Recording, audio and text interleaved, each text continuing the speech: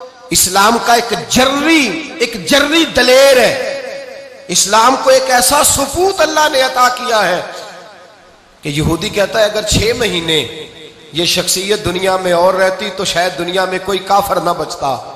وہ سپوت کون ہے؟ وہ حضرت عمر فاروق رضی اللہ تعالیٰ عنہ.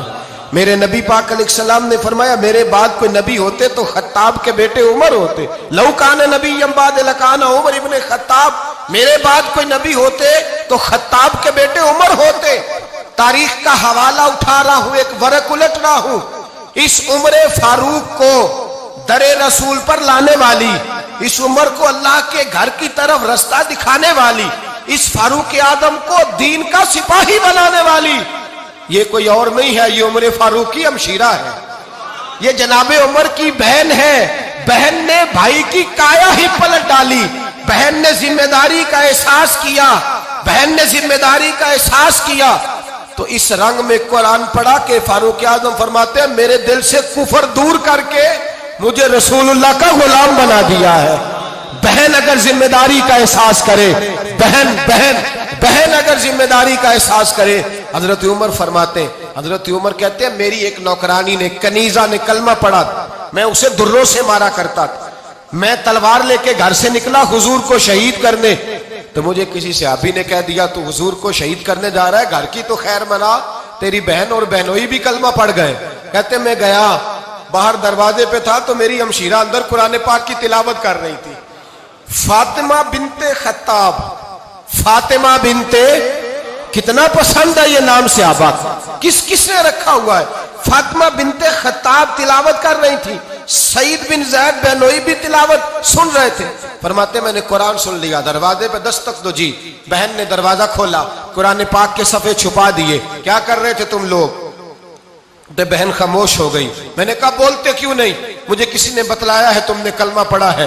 تو کہتے ہیں میری بہن جو مجھ سے اتنا پیار کرتی تھی کہ کبھی بولی نہیں تھی, کبھی بات جو میں کہتا تھا ہو جاتا تھا, آج میں نے اس بہن کی آنکھوں میں توحید کی لذت دیکھی, اس کی پیشانی میں سجدے کا نور دیکھا, اس کے لب و لہجے میں رسول اللہ کی شریعت کی چھاپ دیکھی. تو میری بہن کہنے لگی عمر تم نے جو سنا ہے سچ سنا ہے.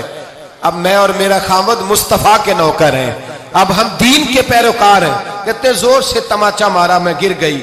میرے خاوند کو مارا پیٹا, کبھی جھگڑا نہیں ہوا تھا, آج پہلے دن عمر نے مارا. میری پیشانی سے خون نکلا, اٹھ کے کھڑی ہوئی. میں نے کہا تو مجھے جان سے پیارا بھائی ہے, زندگی بھر تیرے سامنے کبھی میں نے کلام نہیں کیا, لیکن عمر یہ توحید کی بات ہے, یہ رسول اللہ کی بات ہے. اگر تو خطاب کا بیٹا ہے تو میں بھی خطاب کی بیٹی ہوں. جس ماں کی چھاتیوں سے تو دودھ پی کے جرری ہوا ہے, میں نے بھی اسی ماں کا دودھ پیا ہے.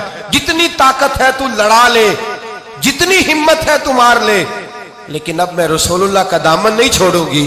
حضرت عمر کہتے ہیں بہن کی قوت ایمانی نے, بہن کی قوت ارادی نے, بہن کے توکل اور یقین نے مجھے مجبور کیا. میں نے کہا میری بہن کے دل میں اگر کوئی بات آئی ہے تو اس میں سچ ضرور ہوگا, اور اگر بہن بھائی کو اس دلیری کے ساتھ درس دے رہی ہے تو اس کے اندر کوئی نکھار ہے. میں نے کہا لا ذرا تو کیا پڑھ رہی تھی؟